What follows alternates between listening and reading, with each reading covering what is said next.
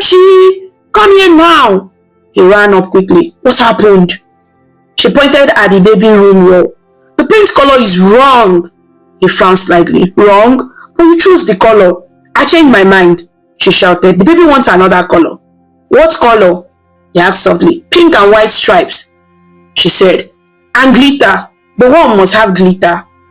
She nodded again. Okay, I'll call painters. Good, she replied. Do not annoy the baby.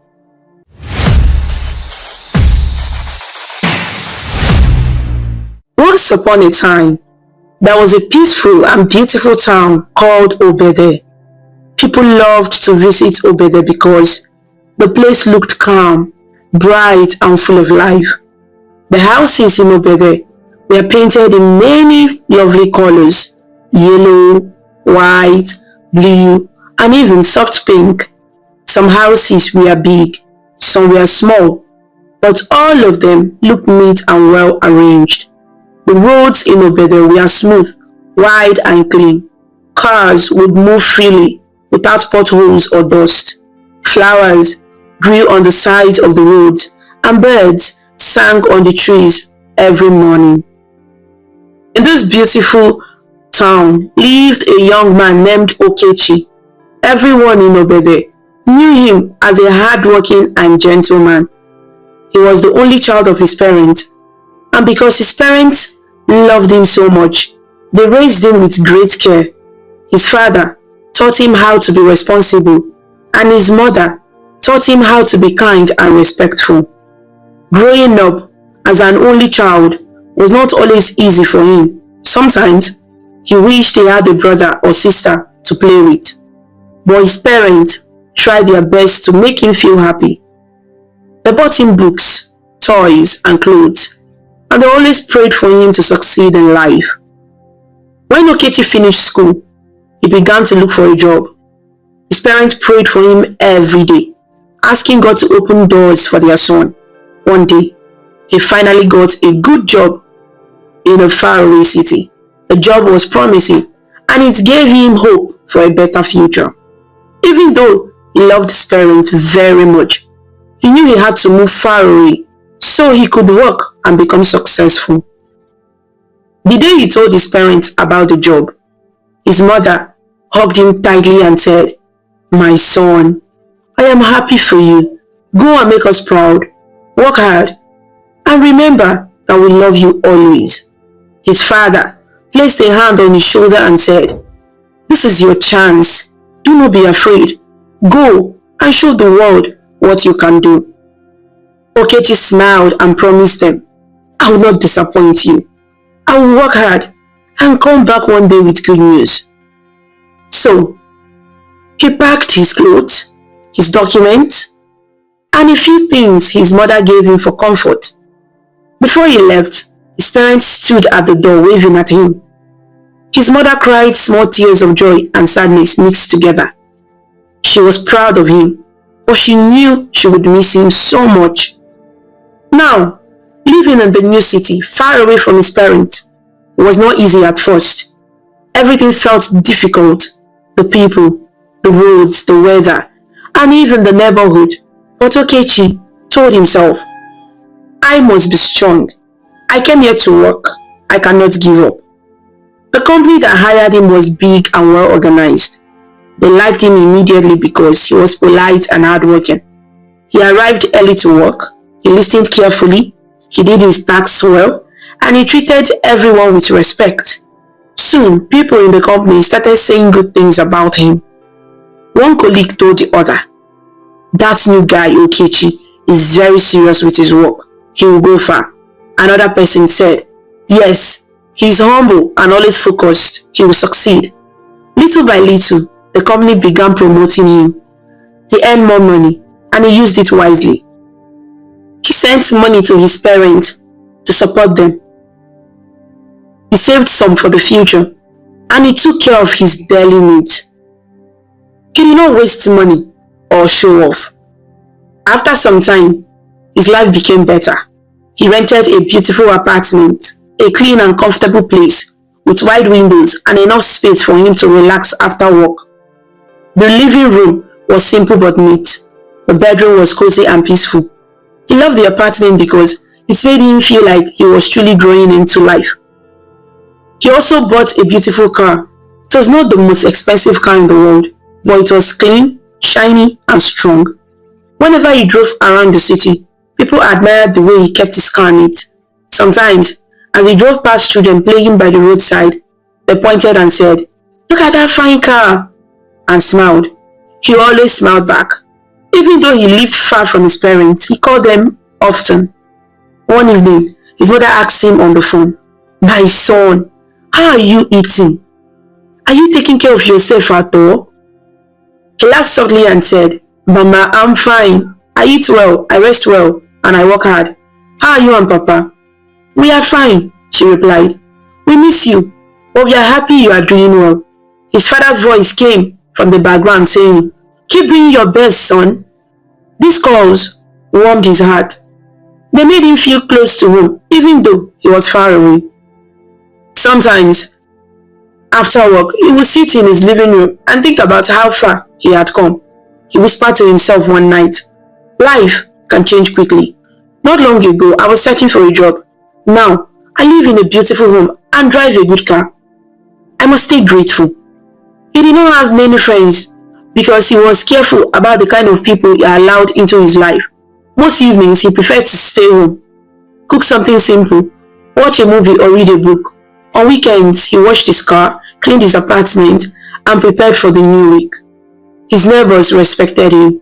They often greeted him warmly whenever they saw him. A friendly neighbor once said, "Good evening, Mr. Okechi. You always look calm and focused. Keep it up." And he replied with a smile, "Thank you. I try my best." He was gentle, easygoing, and always ready to help when someone needed assistance. One day, an elderly neighbor had trouble carrying a heavy bag from her car. She stood outside looking tired. Without hesitation, Okechi walked towards her and said, "Ma, let me help you carry that." The woman smiled in relief. "Thank you very much, young man. God bless you." He carried the bag upstairs for her and made sure she was fine before leaving. Acts like this made people trust and admire him. Even at work, his boss noticed his good behavior. One afternoon, the boss called him into the office and said, "Young man, you're doing well. Keep this up and you will rise very fast in this company." "Thank you, sir," he replied respectfully. Because of his humility and honesty, people believed he would become great in life. During his quiet moments, he sometimes missed home. He missed the warm smell of his mother's cooking and his father's wise advice. But he reminded himself, "I left home for a reason. I came here to build my future." Whenever he felt lonely, he took a walk around his peaceful neighborhood. The street lights shone softly at night and the air was cool.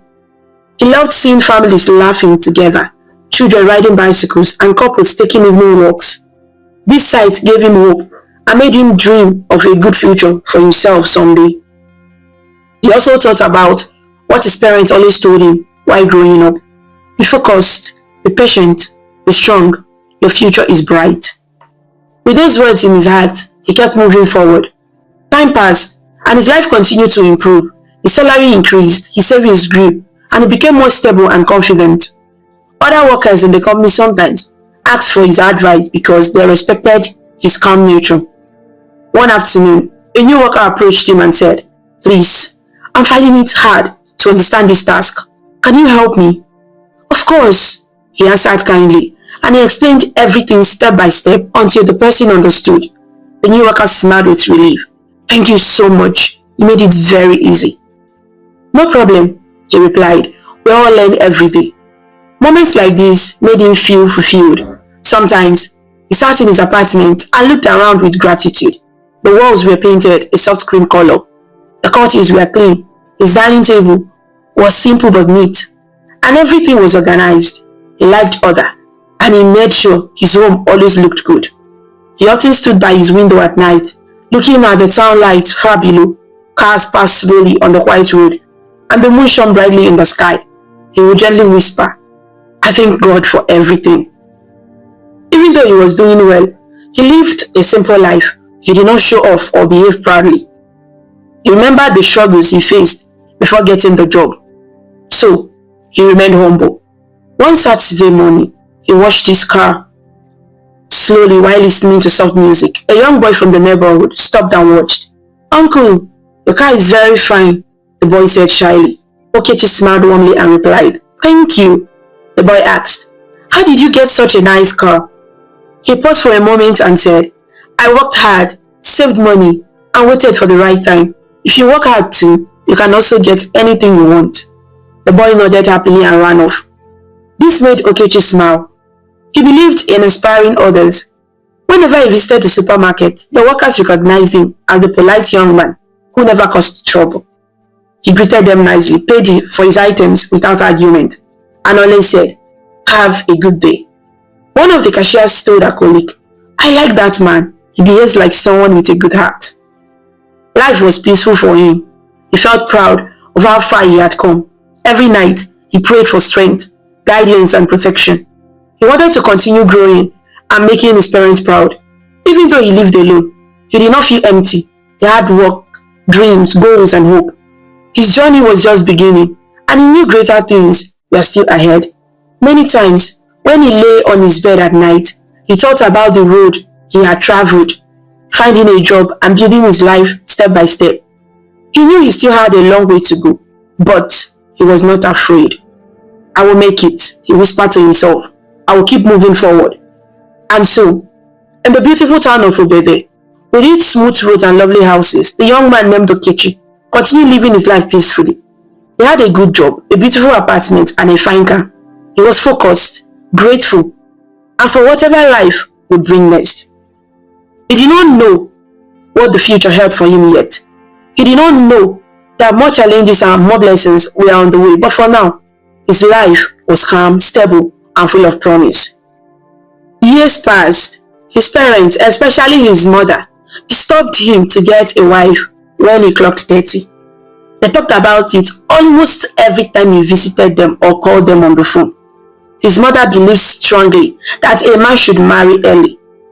She believed that once a man had a stable job and a comfortable home, the next thing he needed was a good woman to build a family with.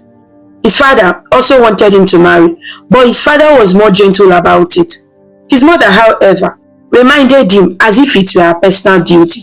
Sometimes, she would call him early in the morning and say, "My son, good morning. I hope you slept well. Remember what I told you? You are 30 now. You are not getting younger. You need a wife." And he would laugh softly and say, "Mama, I've heard you. Please calm down. I will marry when I find the right person." But his mother never got tired of saying it.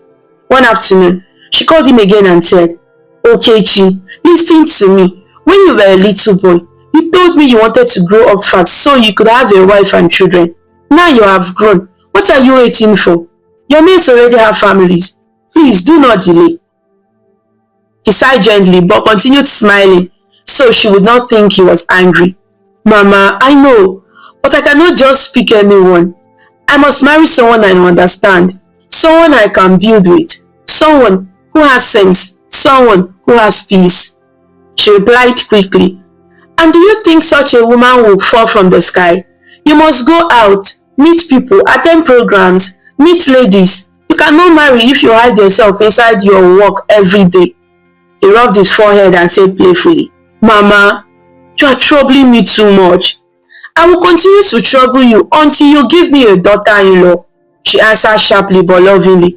"Even your father is waiting. He may not talk like me, but he's also thinking about it."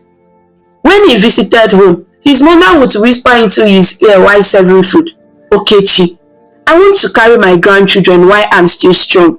Do not wait until I'm using walking stick." Sometimes, she would look at him the way mothers do when they are not fully satisfied. She would shake her head slowly and say, "You are doing well in life. You have a good job. You live in a beautiful house. You have a fine car. What is missing now? Only a wife, a good wife, that's all." His father would sit on the chair reading newspaper and say softly, "Listen to your mother, Okechi. A woman brings balance to a man's life. But take your time, pray well, choose wisely." His mother would quickly add, "But do not take too much time. Okechi, do not take too much time."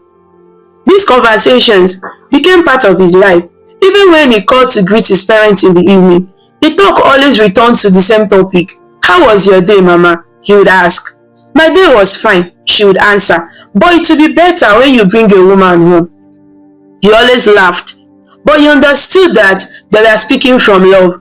They wanted the best for him. They wanted him to have a family, someone to share his life with, someone who would support him and love him. Deep inside, he also knew that one day he wanted to marry, but he did not want to rush. He prayed sometimes in his heart, "God, when the right woman comes, let me know. Let me feel peace." Life continued like that, his mother reminding him at every opportunity and him trying to calm her down gently. Then one day, something changed. He attended a conference organized by his company and other companies in the industry. The conference was held in a large hall inside a beautiful hotel. There were chairs arranged in long rows, banners hanging on the walls, and people greeting each other politely. The air smelled of perfume, new pepper, and fresh air from air conditioners. Many professionals attended the event, men and women dressed neatly, holding notebooks, laptops, and name tags. There were speakers who stood on stage to talk about business, growth, discipline, and career development. He took his seat quietly and listened to the speakers. He was not looking for anything special that day. He only came to learn and represent his company. He planned to sit, listen, take notes, clap when necessary, and go home. But something unexpected happened. During the break session, when the people stood up to stretch and get snacks, he walked to the refreshment table to get a bottle of water. As he reached out to pick one, his hand accidentally touched another person's hand, reaching for the same bottle. He looked up to apologize. That was when he saw her. A beautiful lady with a sparkling smile. A smile so bright it could melt away stress. Her eyes were warm and friendly. Her dress was simple but elegant, and she stood with confidence. Her smile was the first thing he noticed, and it stayed in his mind like a soft light. "Oh, I'm sorry," he said politely. She laughed gently, a soft laugh that sounded clean and sweet. "No, it's okay. I think we both wanted the same bottle." He smiled back and said, "Please, you can take it." "No, no," she replied, shaking her head. "You touched it first. You take it." He insisted, "Ladies first." She smiled again, and this time her smile deepened, making her face shine even more beautifully. "All right, thank you." She took the bottle, opened it gently, and took a sip. Then, she looked at him again and said, "My name is Anita." He answered, "I'm Okechi. Nice to meet you, Anita." "Nice to meet you too, Okechi," she said, tilting her head slightly with grace. For a few seconds, they simply stood there, smiling politely, unsure of what to say next. People around them walked by, talking loudly, laughing and discussing the conference topics. But in that moment, it felt like only the two of them existed in that small space. He finally asked, "Are you enjoying the conference so far?" She nodded. "Yes, I am. I think the speakers are doing a good job. I'm learning a lot. What about you?" "I feel the same," he replied softly. "It has been a good experience so far." She took another sip of her water and said, "You seem like someone who takes his work seriously." He chuckled lightly. "I try my best." "Well, that's good," she said. "Hardworking people always go far." He felt a calmness around her, something smooth and easy. Her voice was gentle, her words clear, and her smile still bright like morning sunshine. There was a moment of silence again, but this silence was comfortable, not awkward. Then he asked, "Do you attend conferences often?" "Not really," he answered, "but I came for this one because my company wanted me to learn something new." She nodded lightly. "Same here." They spoke for a few more minutes about work, life, and the event. Her tone was lively, and she carried herself in a cheerful way that made the conversation flow naturally. As the break was ending, others began returning to their seats. She looked around and said, "I think the next session is about to begin." "Yes," he said, "we should go in." She hesitated for a moment, then smiled shyly and said, "Do you mind if we exchange numbers? Maybe we can continue this conversation later."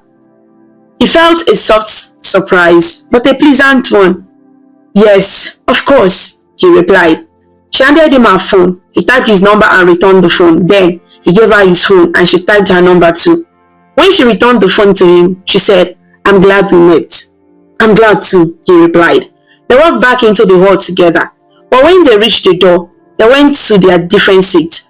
Before she sat down, she looked back at him with that sparkling smile, and he smiled back politely. As the conference continued, he found himself thinking about her smile, her gentle voice, the way she laughed softly, and the way she spoke with confidence. He did not know why, but she stayed in his mind like a bright picture. When the conference ended later in the afternoon, people began leaving. He expected to meet her again at the exit, but she left quickly because she had someone waiting for her outside. Before leaving, she waved at him from a distance and he waved back. On his way home, he kept replaying their short meeting in his mind.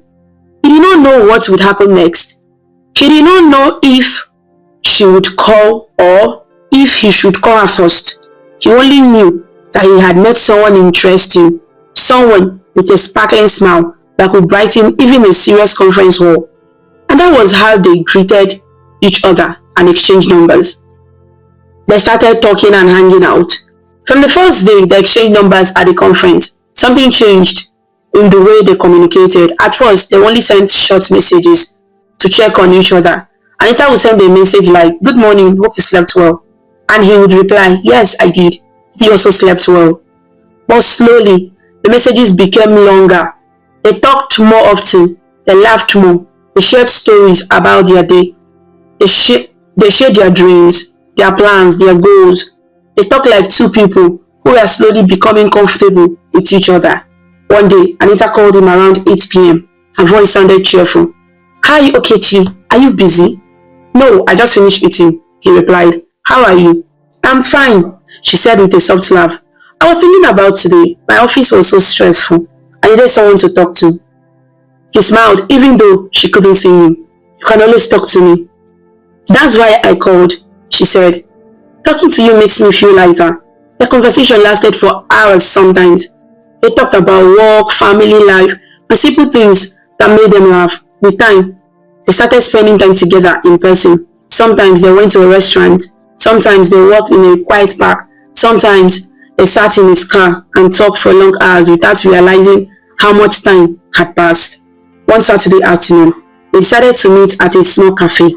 When Anita arrived, she wore a bright dress with shiny earrings and a small handbag that sparkled under the sunlight. She looked happy and confident as she walked toward him. "Hi, handsome," she greeted playfully. He smiled. "Hi, Anita. You look beautiful today." She laughed softly. "Thank you. I always try." They sat down and ordered drinks. As they talked, Anita played with her hair and smiled at almost everything he said.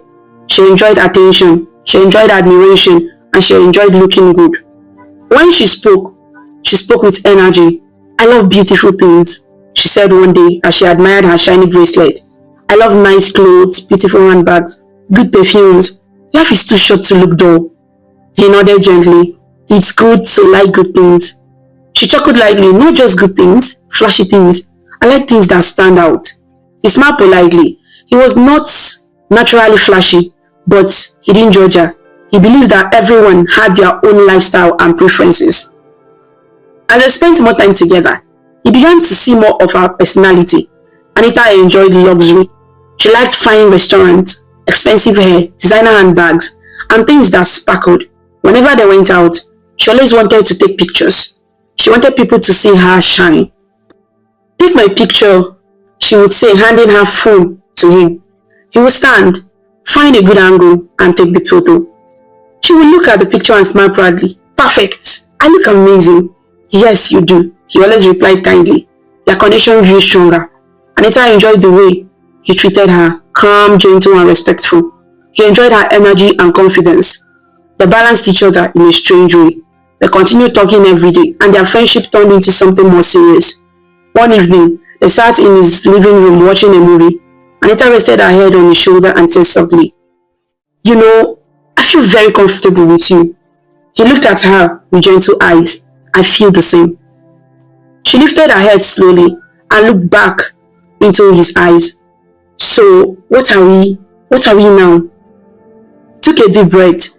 It was a question he had been thinking about. He held her hand and said, "Anita, I like you, I really do. I want us to be more than friends. Her eyes brightened immediately. More like what? He smiled, feeling a little shy. More like a couple. She smiled widely. I like you too, Okichi. I've been waiting for you to say something. He laughed softly in relief. So, are we together now? Yes, she said with excitement. We are. Their relationship officially began that night. Over the next few months, they spent even more time together. They went on dates, exchanged gifts, and took pictures together. Anita always wanted things that looked glamorous.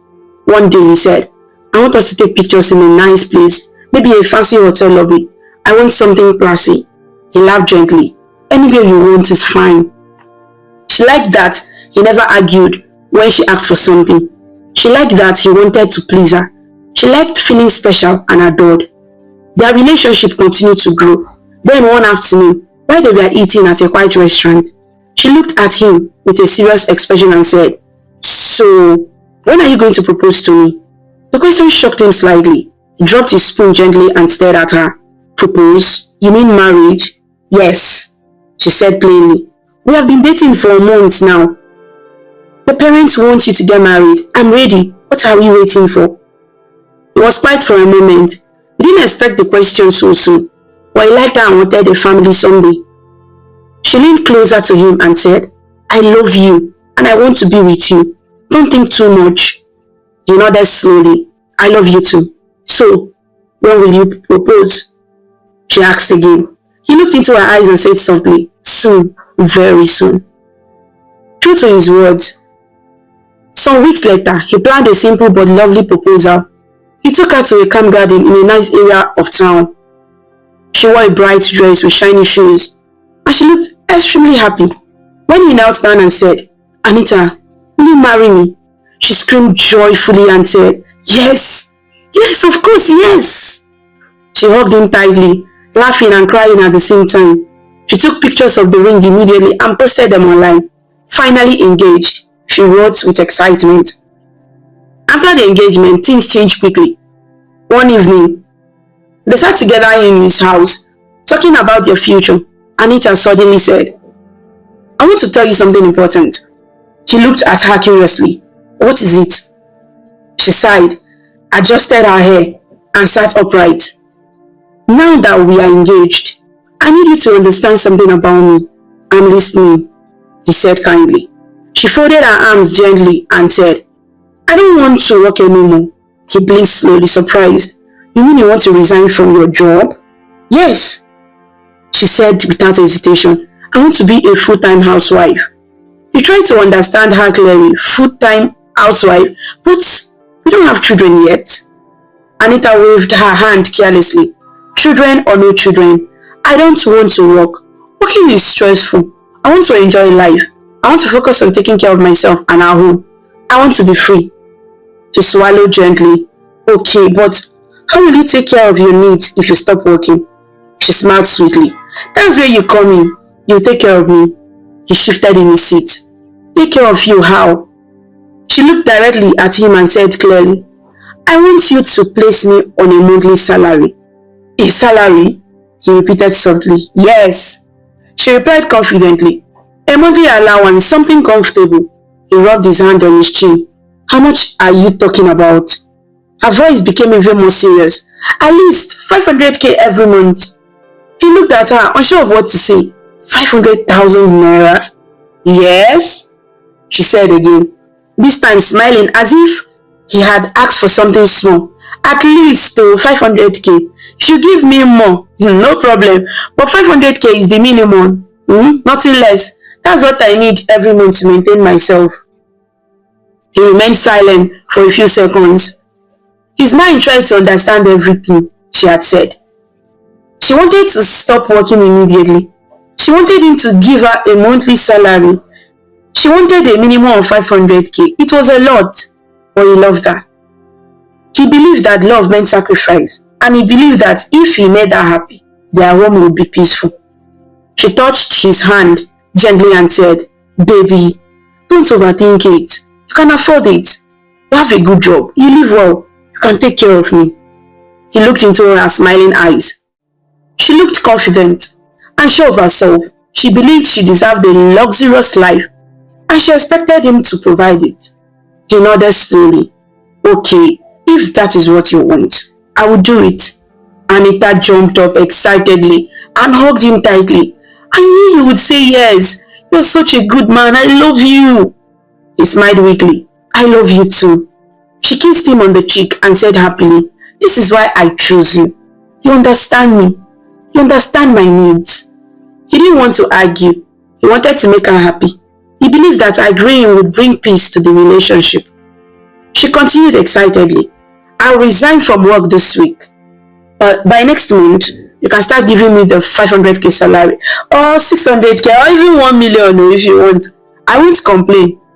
He nodded again calmly. Okay. Her eyes glowed with satisfaction. Thank you, my love. You have made me so happy.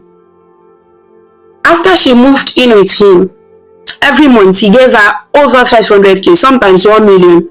When Anita finally brought her things and entered his house, she arrived with several bags full of clothes, handbags, shoes, perfumes, and many shiny accessories. She stood in the middle of the living room, looking around, smiling proudly, and said, so this is where I'll be living now. Nice place, very nice.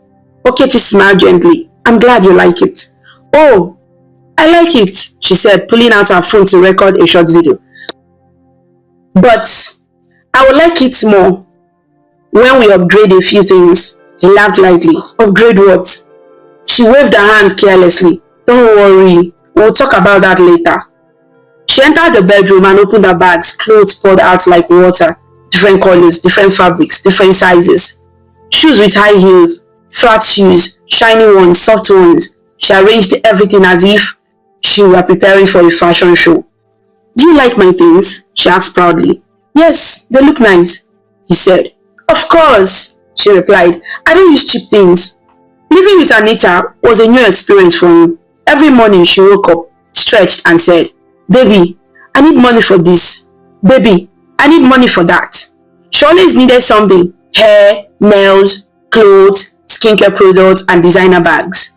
At first, he thought she would ask for money in small amounts, but Anita's voice was never small when it came to money. One morning, she said, baby, I need money for my hair. How much? He asked. Maybe 120k, she said casually. He lifted his eyebrows slightly, but did not complain. He simply nodded and transferred the money. Later in the evening, she said, I also need something for makeup, some money. How much again? He asked softly. Just 80,000 naira. She replied, I need quality makeup. He nodded again and sent the money. He had promised her a monthly salary of 500k, but he found himself giving her even more. Sometimes he gave her 600k, sometimes 700k. On some months, she looked extra happy and he gave her 1 million just to make her smile. Whenever she received the money, she danced around the room, shaking her body happily and saying, I love you, baby. You're the best man in the whole world. He smiled at her joy. He believed that giving made her feel cared for, and he wanted her to feel loved and secure. But she spent money very fast. Within a few days of receiving money, she would come again and say, baby, the money has finished. He always asked gently, already? Yes, she replied without shame. Things are expensive. I also saw a nice shoe online. Very beautiful. I want it. He nodded and sent more money. Before long, people in her circle began to notice how well she lived. Her friends asked her, who is the man taking care of you like this? She would smile proudly and say, my husband-to-be. He works in a very good company. He loves me too much. She showed off her new hair, her new nails, her sparkling jewelry, and her fine dresses. She liked people to know she was living large. Okechi did not complain. He wanted to keep peace. He believed that love meant providing and protecting. Their relationship became stronger and they eventually decided to get married. When they told their families, there was excitement everywhere. His parents were happy that he finally found someone. Anita was also excited because she loved the idea of a grand wedding. I want our wedding to be big, she said one day while scrolling through pictures online. Very big. I want people to talk about it. He smiled. We can try. No, she insisted. We will not try. We'll do it well. I want a wedding, like a wedding people will never forget. She made a long list of things she wanted: expensive hall, expensive food, a live band, beautiful decor, matching clothes for bridesmaids, luxurious cake with many layers, and photographers that cost a lot of money. When she showed him the list, he stared at it quietly.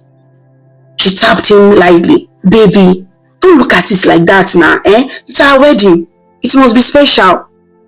I know, he said gently. It's just long. She laughed. It must be long now, eh? I want perfection. Her friends supported her fully. They said, this wedding must scatter the town. We must show everybody that you are getting married to a rich man.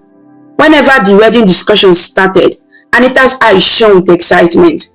I want horse entrance, she said one day. Yes, a white horse, or maybe a chariot, something dramatic. He blinked slowly. A horse? Yes, he said, laughing. Imagine me coming in a horse. People will shout. He did not argue. If that is what you want, we will try. Weeks passed, then months, and the wedding preparations continued.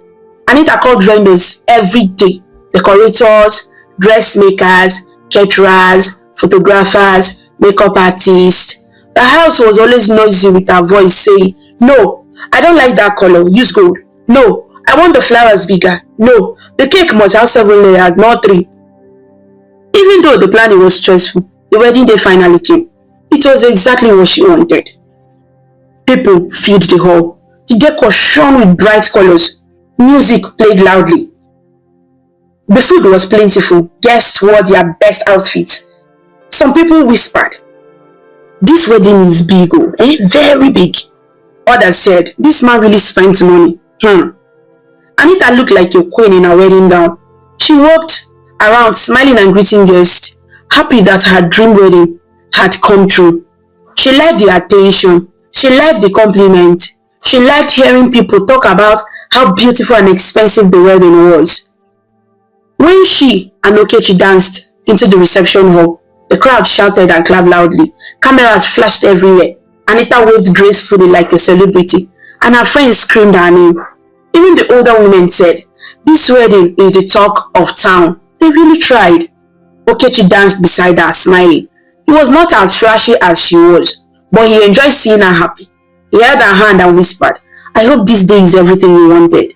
She smiled wildly. It is more than what I wanted. Thank you. After the wedding, they moved back into his flat.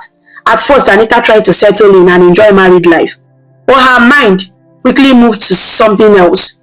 One afternoon, just a week after the wedding, she walked around the flat slowly, looking at the walls, the kitchen, the living room, and the bedroom.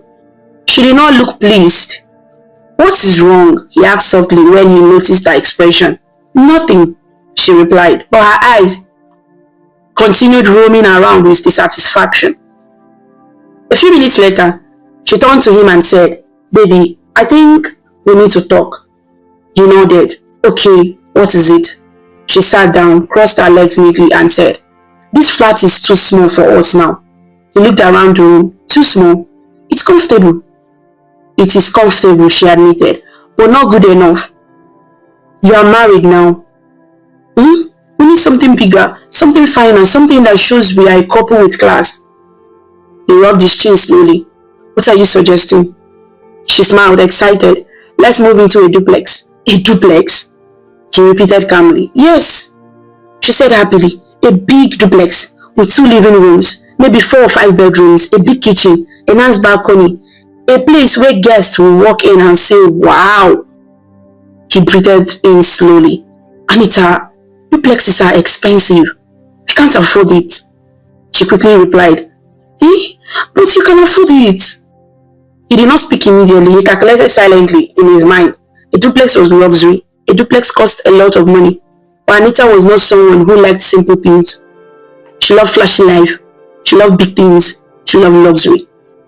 She leaned forward, touched his arm and said, Baby, this is not about me.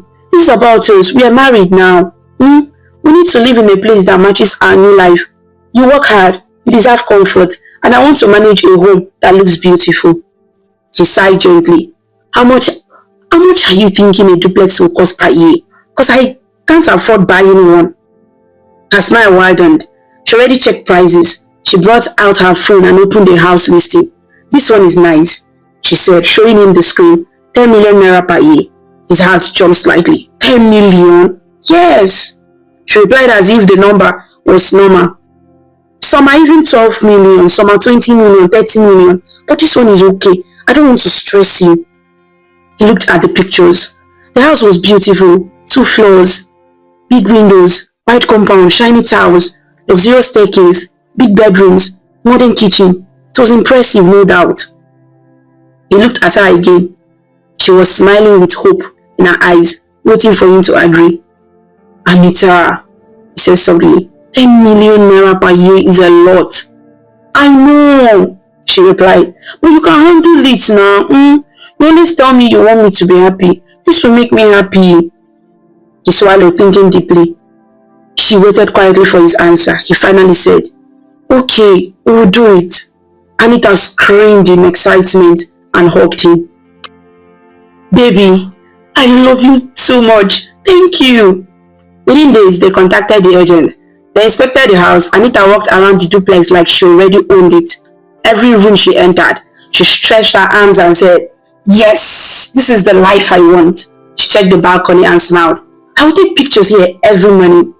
He followed her quietly, allowing her to enjoy the moment. The paperwork was completed, and before long, they moved into the beautiful duplex. The rent was up to 10 million naira per year, exactly like Anita wanted.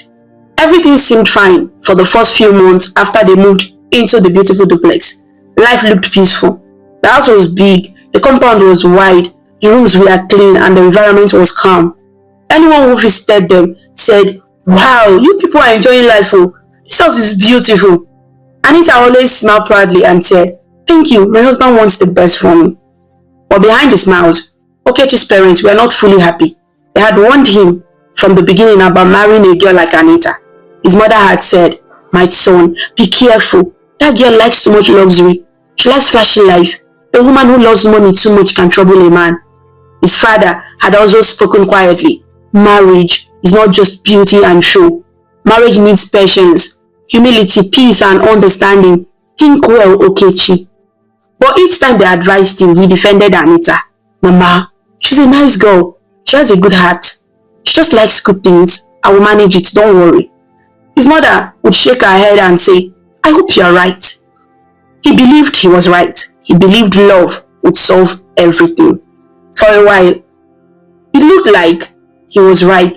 Anita laughed often, dressed beautifully, and behaved sweetly whenever guests came. She told people how kind her husband was and how he treated her like a queen. She liked showing people her new life. Then one day, everything changed. She became pregnant.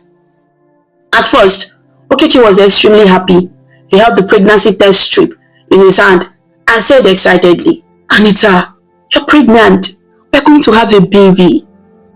She smiled lightly, placed a hand on her stomach and said, yes, baby, I am pregnant.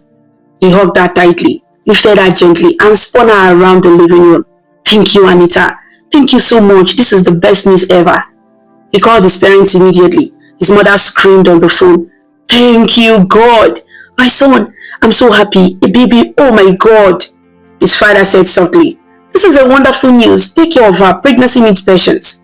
Everyone was happy. But Anita's attitude changed in a way no one expected. Her behavior shifted slowly at first, like a quiet wave that turns into a big storm. Then, it grew worse every passing day. One morning, she sat at the dining table with a notebook in her hand. The notebook was thick, and he held a pen like someone preparing to write an exam. What are you writing? He asked gently as he walked towards her. She didn't look up. Baby list. Baby list? He repeated softly. Yes, she said, flipping a page. Everything the baby needs. He smiled. Okay, that's good. Not just good, she corrected. Important. Very important. He sat down beside her and watched as she wrote things non-stop.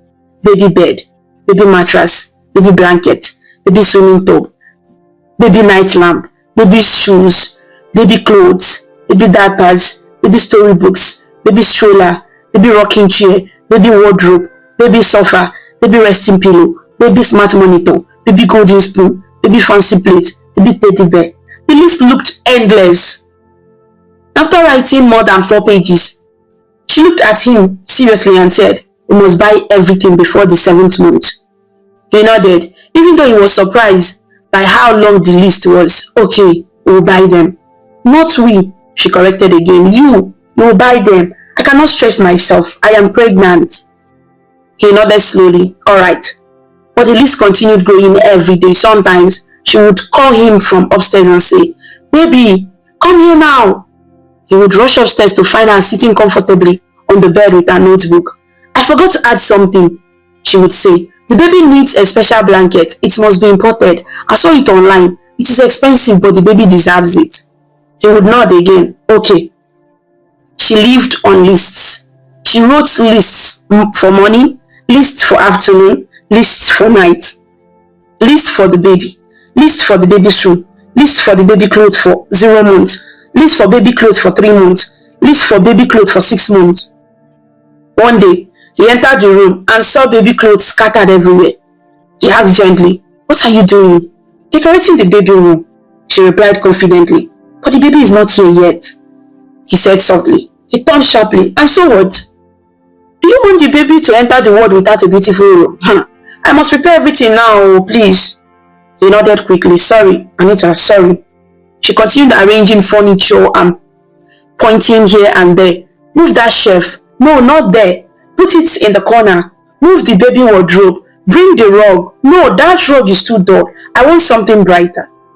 He did all she said without complaint. At night, when he collapsed on the bed from exhaustion, she would suddenly sit up and say, "Baby, the baby wants suya." He blinked slowly. "Suya? At this time?" "Yes," she answered. "Suya and biscuits." He sat up quickly. "Both suya and biscuits?" "Yes, and also pepper soup and gala. The baby is hungry." "Pepper soup and gala together?" he asked softly. "Yes." "Are you questioning the baby's taste? Stand up and go." He stood up immediately. Okay, I'm going."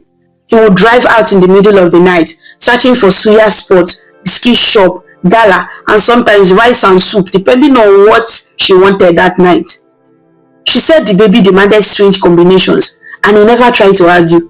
When he returned with all the items, she ate small and said, "The baby is satisfied now, thank you." He would smile weakly and lie down again, but peace lasted only for a few minutes. Around 1 a.m., she would suddenly shake him aggressively. "Okechi, wake up!" He jumped up, scared. "What happened?" "The baby said you should stop sleeping." His eyes widened slowly. "The baby said what?" "The baby said you should not sleep," she repeated confidently. "The baby wants company." He rubbed his eyes tiredly. "But Anita, I have work tomorrow." "The baby doesn't care about your work," she shouted. "The baby wants you to stay awake." He sat up because he knew saying no would start a big fight. "Okay, I'm awake." "Good," she said proudly. "Now give me water." He gave her water. "Now fan me." He fanned her gently. "A little faster," she ordered. He fanned faster. "Now massage my legs." He massaged her legs. She lay back comfortably while he sat upright, fighting sleep. Sometimes his head would fall slightly, and she would shout again, "I said the baby doesn't want you to sleep." "I'm sorry," he replied weakly. This continued every night. He went to work every morning with red eyes, dark circles under his eyes, and a tired face. His colleague asked him, "Are you okay?" He forced a smile. "I'm fine, just tired." But the tiredness grew deeper every week. Anita demanded more strange foods. One night she said, "The baby wants ice cream and pepper soup and chin chin." He just nodded and went out, even though it was raining heavily. Another night she said, "The baby wants you to talk to her stomach." He knelt beside her and talked to the baby. "Hello baby, how are you?" "Louder!" Anita shouted. "The baby cannot hear you." He raised his voice. "Hello baby, daddy loves you." She smiled proudly. "Good. Now sing for the baby." He sang softly. "No," she corrected. "Sing something lively." So he sang something lively. After singing, he tried to lie down, but she shook him. Where are you going? To sleep, Anita, he replied weakly. No, she said. The baby wants you to stay awake. He sighed deeply. Okay. He stayed awake again. Her attitude became worse every week.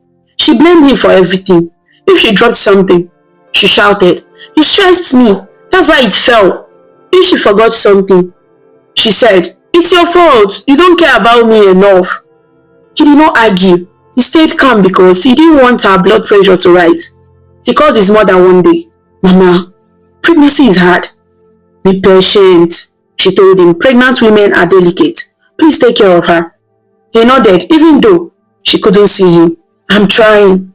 But Anita did not make things easy. One day she screamed upstairs, Okechi, come here now. He ran up quickly. What happened? She pointed at the baby room wall. The paint color is wrong. He frowned slightly. Wrong? But you chose the color. I changed my mind, she shouted. The baby wants another color. What color? He asked softly. Pink and white stripes, she said. And glitter. The one must have glitter. He nodded again. Okay, I'll call painters. Good, she replied. Do not annoy the baby. At another time, she said, the baby said the room is too quiet. Buy a sound machine that plays waterfall noise. He nodded. Okay. The baby also needs gold curtains, she added. Gold? He asked quietly. Yes, gold. The baby likes luxury. Everything the baby liked was expensive. Everything the baby wanted was unusual. Everything the baby said made no sense, but Anita insisted it came from the baby, and Okechi obeyed. His parents called again asking, How is Anita? He answered softly, She's fine, his father asked. And how are you? He paused. I am managing, his father sighed. Remember what we told you. He didn't reply. He didn't want to accept their warning. He loved Anita. He hoped things would get better after the baby came. He believed pregnancy hormones were the cause. He believed patience would make things normal again. But Anita's demands were increasing, not decreasing. One midnight, she woke him up again by tapping his head. Okechi, wake up. He jumped. Yes, what is it? The baby wants rice and soup. He checked the time. But everywhere is closed. Do I care? She shouted. Find it. Baby is hungry. He put on his clothes and left. When he returned 2 hours later with the food, she took 2 spoons and dropped the rest. The baby is satisfied, she said calmly. He wanted to cry from exhaustion but controlled himself. Another night he woke him again. Stand up. He sat up slowly. What now?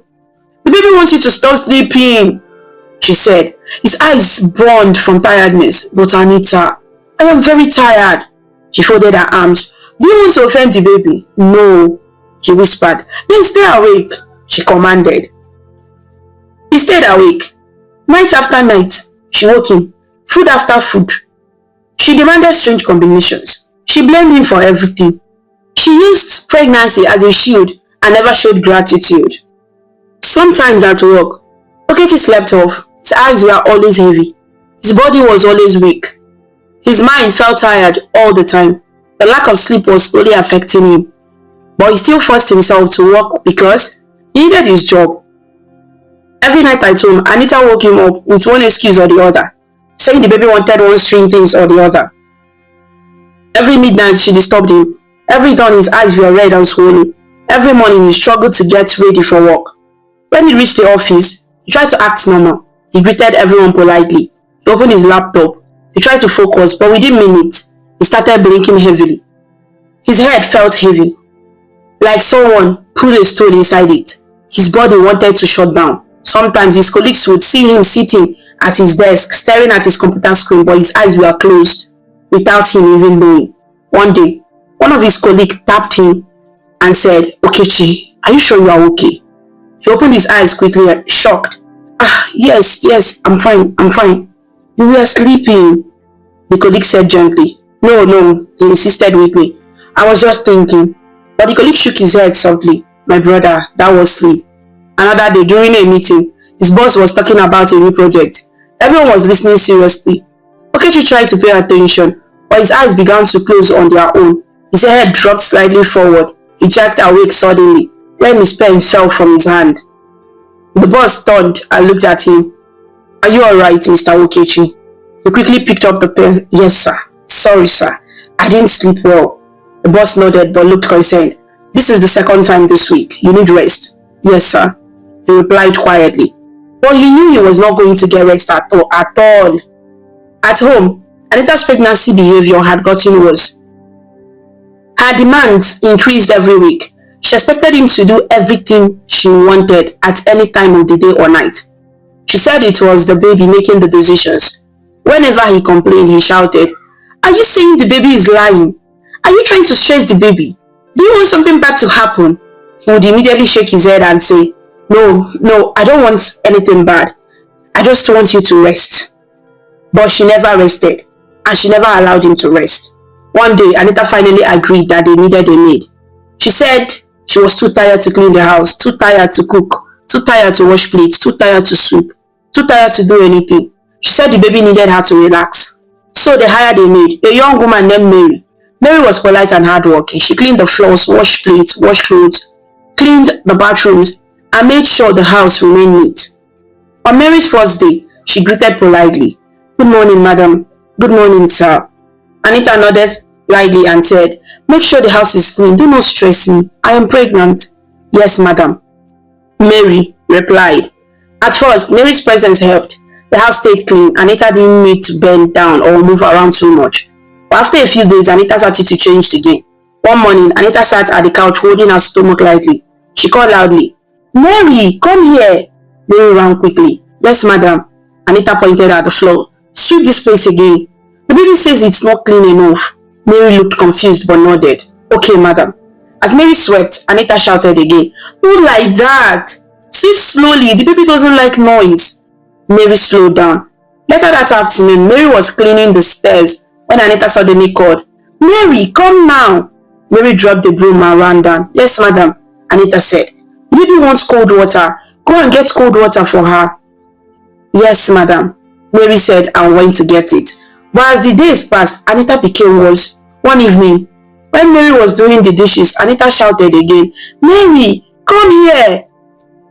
Mary stopped what she was doing and ran. Yes, madam.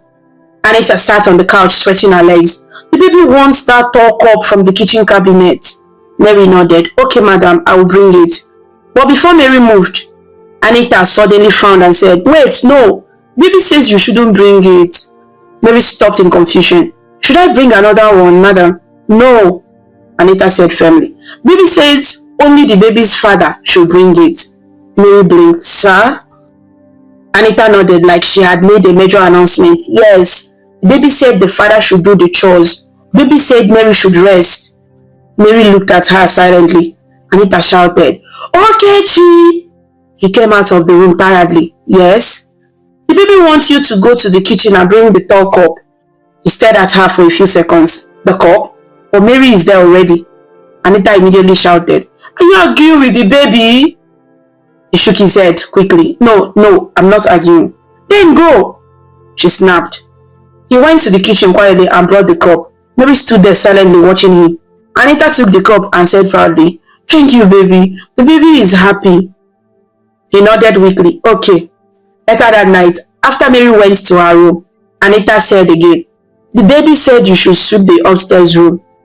He looked at her tiredly. But Anita, we hired Mary to help. And she replied sharply, Does the baby know Mary? Does the baby know anything about hiring? The baby wants you to do it. You are the baby's daddy.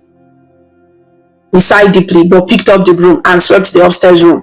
Sometimes, he would try to sit down and rest after work, but Anita would shout from upstairs, Okechi, come here now.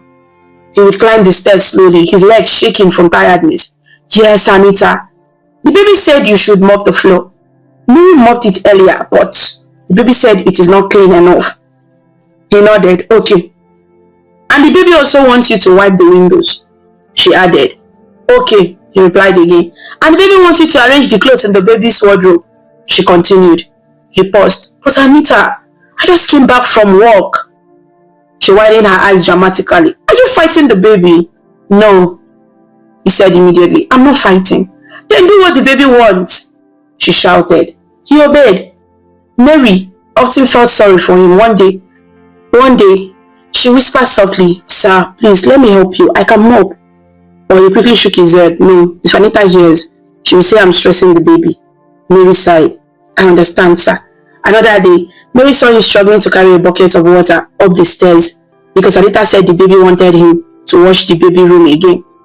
Mary stepped forward to assist, but Anita suddenly appeared and shouted, "Mary, stop! The baby said he should carry it alone." Mary stepped back quietly. Anita walked up to him and said proudly, "The baby wants its father to do house chores. The baby wants to see how responsible you are." He forced a smile. "Okay," but inside he was breaking. He woke up early for work. He got home late from work. He barely slept because Anita kept waking him up every night for something silly. On top of that, she forced him to do chores that Mary was hired to do. He was exhausted beyond explanation. One morning at work, he fell asleep again while typing an email. His head dropped on the keyboard. His boss walked past and stopped. "Okay, Chi," the boss said softly. He jumped up. "Sir, I'm sorry. The boss sighed. "This is becoming too much. Are you sick?" No, sir," he said weakly. "I'm just tired." "Why are you tired every day?" the boss asked gently. He looked down. "Personal matters, sir." The boss shook his head.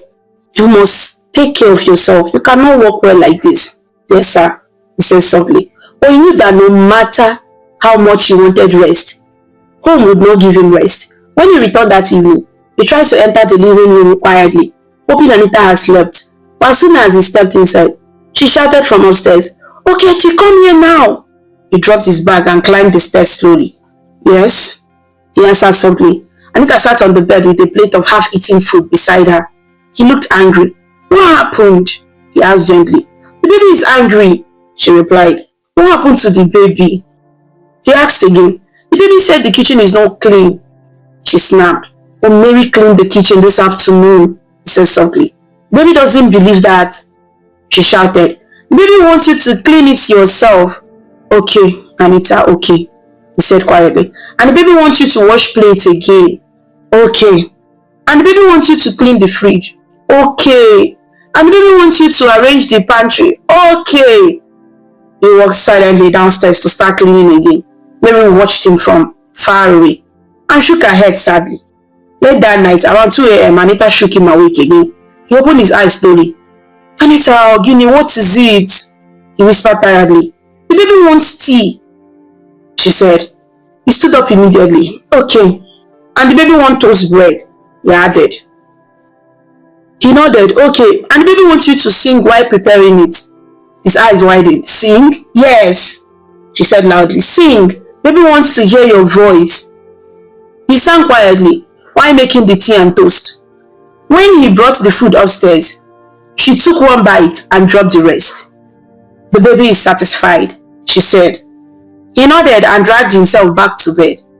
But before he closed his eyes, she tapped him again. "And the baby said you should not sleep. The baby said he wants you to watch over us." He opened his eyes weakly. "But Anita, I'm very, very tired," she snapped angrily. "So you want something bad to happen to the baby, eh?" He quickly shook his head. No, I don't want that." "Then stay awake," he shouted. He sat up, fighting sleep. Finally, it was 9 months and the baby was born. When the baby was born, he thought he would be relieved. For months, Okechi dreamed of the moment Anita would give birth. He believed that after all the stress, the sleepless nights, the strange cravings, and the endless chores that the baby wanted, things would finally calm down. He believed Anita would return to her normal self. He believed peace would finally enter their home. When he carried the newborn baby girl in his arms for the first time, tears filled his eyes. She was small, soft, and beautiful. Her tiny fingers wrapped around his thumb, and his heart melted. He whispered to her, "My little miracle, I will take care of you, I promise." The nurses congratulated both parents and handed them the baby carefully. Anita looked at the baby with a tired expression, but instead of joy, she looked more like someone who wanted to sleep immediately.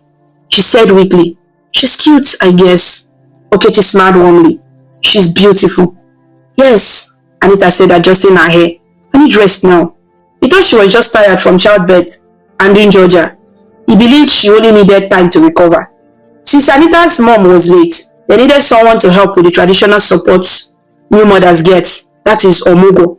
So Okechi called his mother and said, "Mama, the baby has arrived." "Oh, ma'am, thank God," his mother shouted joyfully. "I am coming immediately. Get ready. I'll be there soon." When she arrived the next day, she ran into the house with excitement. "Where's my granddaughter? Bring her to me." He gently placed the baby in his mother's arms. His mother smiled brightly, wiped her eyes and said, "Thank you, God. Thank you. This child will bring joy."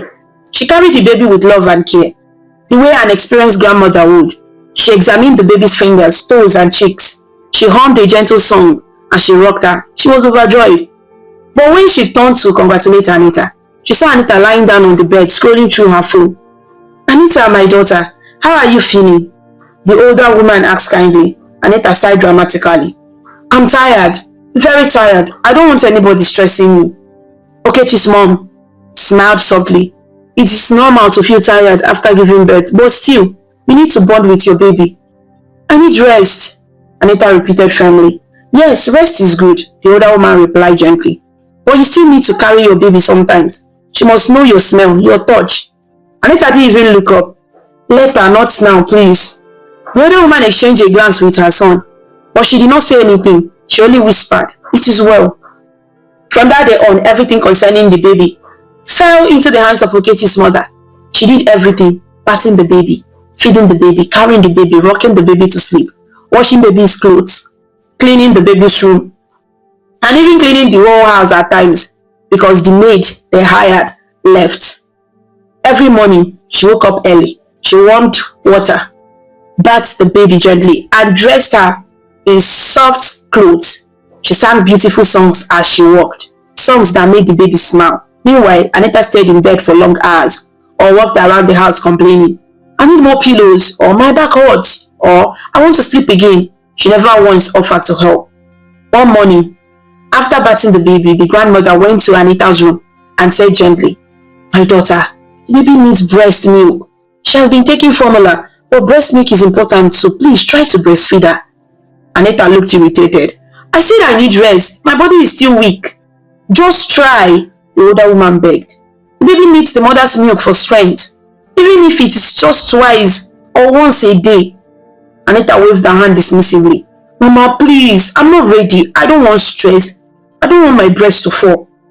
"But breastfeeding will help the baby sleep better," the older woman continued softly. "And it will help you heal too." Anita frowned. "Mama, I don't want anybody forcing me. I am the one that gave birth. I know how I feel." The grandmother sighed deeply. "I'm not forcing you. I'm only advising you." Anita rolled her eyes. "Well, thank you for the advice. I am the mother here. I decide what the baby needs." The older woman looked at her son helplessly. He swallowed and said softly, "Anita, maybe Mama is just trying to help."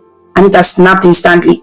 "So now both of you want to control me? I said I am tired." "No one is controlling you," he replied gently. "We just want the best for the baby." "Well, the best for the baby is for me to rest," she shouted. His mother held his hand and said, "Leave her, my son. I will take care of the baby." And she did. Day after day, she woke early, handled the baby, fed her formula, rocked her to sleep, and kissed her forehead lovingly. The baby grew attached to her grandmother quickly because she was the one always there. One night, the baby cried loudly, and the grandmother jumped from her bed immediately. She rushed to the baby's room, carried her, and rocked her gently. Anita did not move. She kept sleeping, as if the crying baby did not exist. The older woman whispered to the baby, "Hush, my little one. Grandma is here." She fed the baby, changed her diaper, and walked around the room until the child fell asleep again. Later that morning, she approached Anita once more. "Please, try to carry your baby sometimes. She needs you." Anita groaned loudly. "Mama, please, let me breathe. I need rest. Do you want me to collapse?" The grandmother kept quiet. She did not want trouble. She simply went back to caring for the baby. She cooked meals for Anita, cleaned the house, helped with laundry, and still managed to carry the baby around all day. Anita barely lifted a finger. Whenever the grandmother tried to give Anita the baby to hold, Anita would say, No, I don't want her to cry in my ear. My head is already hurting. Just hold her for now." One afternoon, the baby started crying again. Anita shouted from inside her room, "Mama, the baby is crying." The grandmother stopped what she was doing and rushed to the crying baby. She picked her up, rocked her, and seated her. Anita stood by the door watching but refused to help. She folded her arms and said, "She cries too much. I don't know how babies, I just don't know babies were this stressful." The grandmother looked at her carefully. They cry because they need something. Maybe hunger, maybe wet diaper, maybe they want comfort. "Well, I cannot do it," Anita said simply. "My body is still not strong." "But you are her mother," the older woman said softly. "She needs you too. That's why you are here now," Anita replied bluntly. "You can help." The grandmother took a deep breath and nodded quietly. "I'll manage." As days passed, the grandmother's heart broke. She loved the baby with all her soul, but she also wished Anita would show even a little interest in her child. But Anita seemed more concerned about her hair, her nails, her clothes, and her comfort than the baby's well-being. One day, the grandmother came into Anita's room and said gently, "My daughter, please try to breastfeed, even if it's only once, eh?" Anita sighed loudly. "Mama, I told you, I don't want that. My breast hurts. Please, I don't want to spoil my shape. I don't want to stress myself. Please, so." The older woman blinked, shocked. "Breastfeeding does not spoil shape. Many women do it and are fine." "Well, I don't want to," Anita snapped. "So stop asking me. Please, just try." The grandmother started again, but Anita cut her off angrily. "Mama, I'm warning you for the last time. Stop disturbing me. If I want to breastfeed, I'll do it. If I don't want to, leave me alone." The grandmother stepped back sadly. "Okay, I'll not talk again." She turned and walked out of the room quietly, fighting tears. When she reached the living room, she sat down and whispered to herself, "God, help this child. She needs a mother's touch." Meanwhile, the baby grew more attached to her grandmother. Whenever the grandmother entered the room, the baby smiled. When she carried her, the baby quieted quickly. When she sang to her, the baby relaxed peacefully. But Anita did not notice any of this. She spent her time watching movies, sleeping, doing her nails, applying makeup, and dressing in new clothes. She walked around the house as if she had no responsibilities. Sometimes, Okechi watched everything silently and felt pain in his heart. He approached his mother one evening and said softly, "Mama, I thought things would get easier after the baby came." His mother squeezed his hand gently. "My son, you need patience. You need strength too." He nodded weakly. "I am trying." "I know," she said. "Do not give up. The baby needs you." He sighed deeply. "Mama, Anita doesn't want to do anything. She will change, hopefully," the older woman whispered, though she wasn't sure. He looked at the baby sleeping peacefully in his mother's arms. "I love this child so much." "I know," she said, rubbing his arm. "You are a good father." Anita did not join any conversation that involved responsibility. She did not ask about the baby's feeding schedule, sleeping pattern, or health. She simply said, "Mama is here. Mama will handle everything." One afternoon, the grandmother tried again to involve Anita. She carried the baby into Anita's room and said, "Here, hold her." Anita's eyes widened as if she saw something strange. "Why?" "She's your daughter," the older woman said softly. "Hold her. Let her feel her mother's touch." Anita shook her head quickly.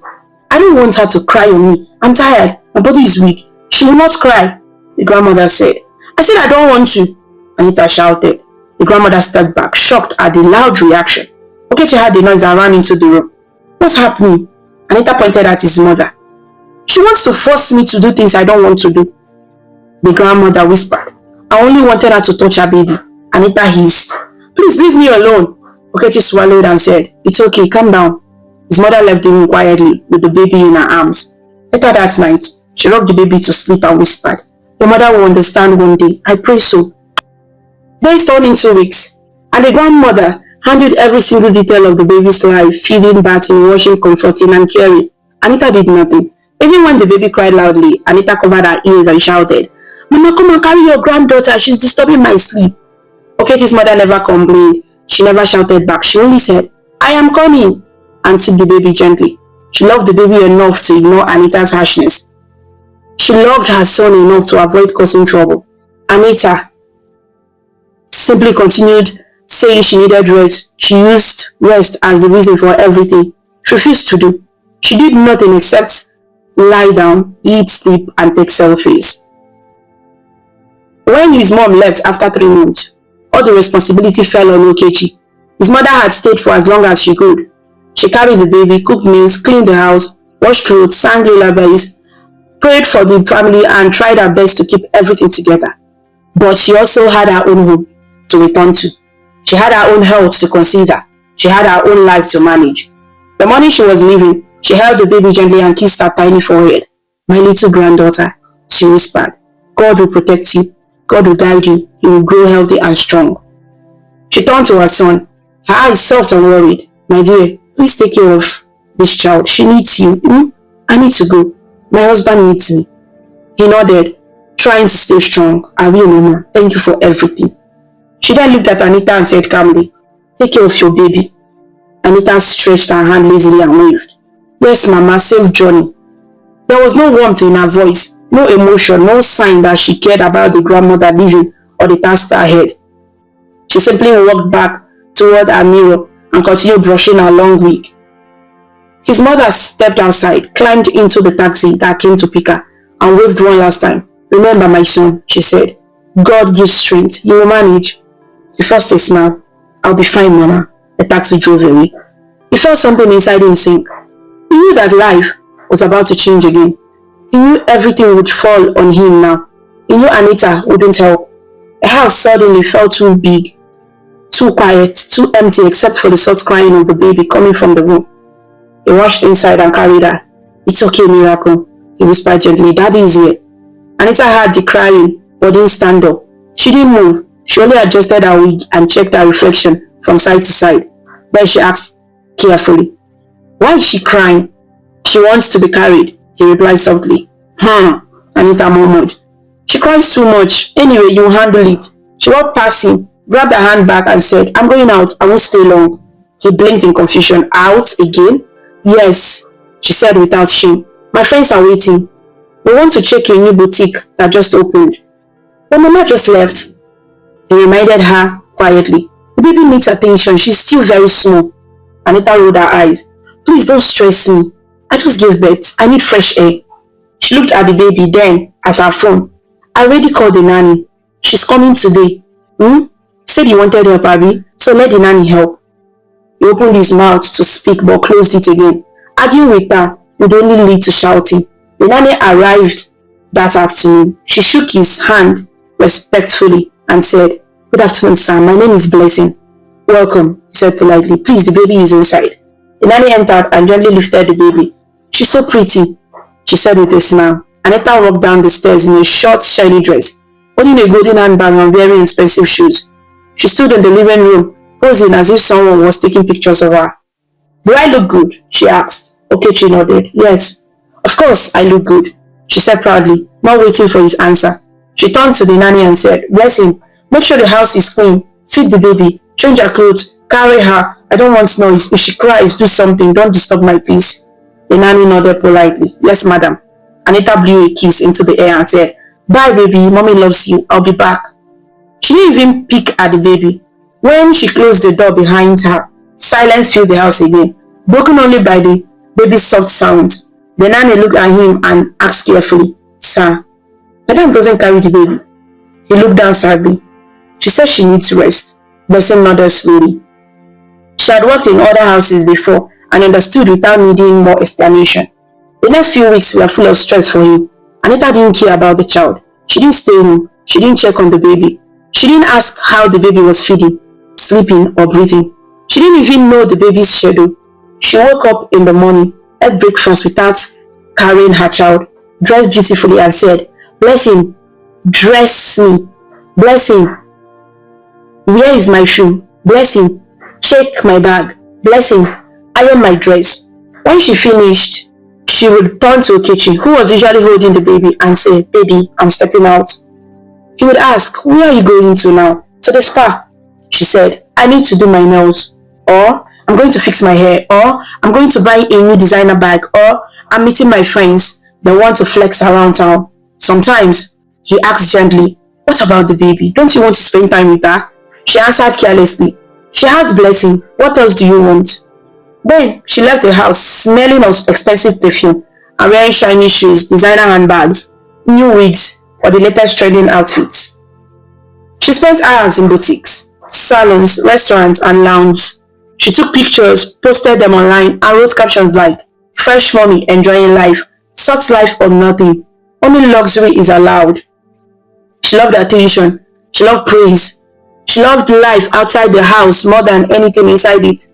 When she came home, she didn't ask about the baby first. She asked, "What did you cook? I'm hungry." If he said he cooked, she said good. If he didn't cook because he was exhausted, she shouted, "So what do you expect me to eat, eh?" Blessing often carried the baby while Anita relaxed on the sofa with her phone. One afternoon, the nanny approached Anita and said gently, "Madam, the baby is crying. Maybe she wants you." Anita waved her hand dismissively. "Carry her, please. I don't want to mess up my dress. I'm going out." Again, the nanny asked softly before she remembered it wasn't her place to question her boss. "Yes, again," Anita snapped. "My friends are waiting."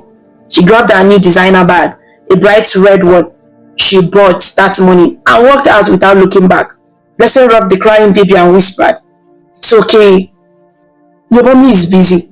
When it was time for Okechi to return from work, he rushed straight home because he always missed his baby.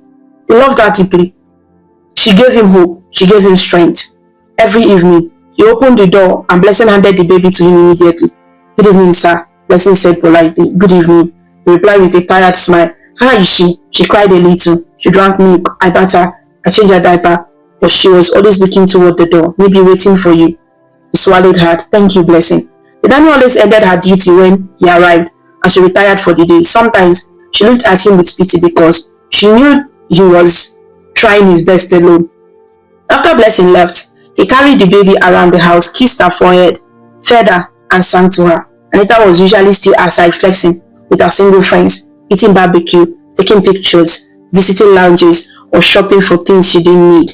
Sometimes, she returned late at night and shouted from the living room, "Baby, I'm home!" He would whisper softly, "Please don't shout, the baby is sleeping." She rolled her eyes. Must the house be quiet because of one small baby? He didn't answer. He didn't want a fight. Sometimes she walked into the bedroom in a glittering gown and said proudly, "Look at my new dress. It cost 200,000. He was too tired to react. "Okay, you're not excited?" she asked sharply. "I'm just tired," he replied weakly. She said, frowning. "Maybe you should rest. You look stressed." But she never asked why he was stressed. She never helped him rest. She never tried to reduce his load. She simply sat down and showed him pictures on her phone. "See how fine I looked tonight. Look at my friend's car. Look at this new bag I want to buy." He smiled weakly because he didn't want trouble. Sometimes, she returned home complaining, "My friend said I look stressed. I need new clothes. I need a new wig. I need spa treatment." He only said, "Okay." She didn't bother asking if he had money. She simply expected him to provide whatever she wanted. Meanwhile, he woke up early every day, prepared meal, changed diapers, packed his work bag, and left for the office with only a little sleep in his eyes. Sometimes, on his way out, he carried the baby for a few minutes, kissed her cheek, and said, "Daddy will come back soon. Be a good girl." Anita barely noticed. One morning, as he was leaving for work, he said gently, "Anita, please try to spend time with the baby today." She frowned. "I have a hair appointment." "You can move it," he suggested softly. She looked at him as if he said something absurd. "Move my hair appointment? Why? You know how long I've waited for this slot. Please, don't stress me." He sighed. "Okay." Then she added proudly, "Besides, Blessing is here. That's why we hired her." But he knew deep inside that nothing could replace a mother's love. One afternoon, Blessing approached him carefully when Anita was not home. "Sir, I don't mean to talk too much, but the baby cries a lot whenever you leave. She's always calmer when you come back." He nodded sadly. "She's used to me." Blessing hesitated and added quietly, "Madam doesn't carry her at all. She doesn't even look at her." "I know," he whispered. "I feel sorry for you." The nanny said gently, "You are doing everything alone." He wiped a small tear quickly so she wouldn't see. "I'll be fine." Blessing continued, "Sir, you're a good father. I pray for strength for you." "Thank you," he said. Later that evening, he returned home tired as usual. Blessing handed her the baby and said, "Good night, sir." "Good night, Blessing. Thank you." He carried the baby, kissed her forehead, and whispered, "Daddy is home." She smiled in her sleep, and he felt a small light inside his chest. Meanwhile, Anita was at a friend's birthday party, smiling, laughing, taking pictures, clinking glasses, and enjoying herself as if she had no child waiting at home. That night, she returned and dropped several shopping bags on the couch. "Baby, look," she said excitedly. "I bought new clothes, new shoes, and a phone." He looked at her gently. "Okay," she frowned. "You're not excited." "See, Anita, I'm just tired," he replied. "Well, try to be happy for me," she said sharply. "I worked hard to look this good." He looked at her quietly. She didn't work. She didn't take care of the baby. She didn't do chores. She didn't manage the house. But he didn't say anything. He simply rocked the baby to sleep and whispered, I'm here, baby."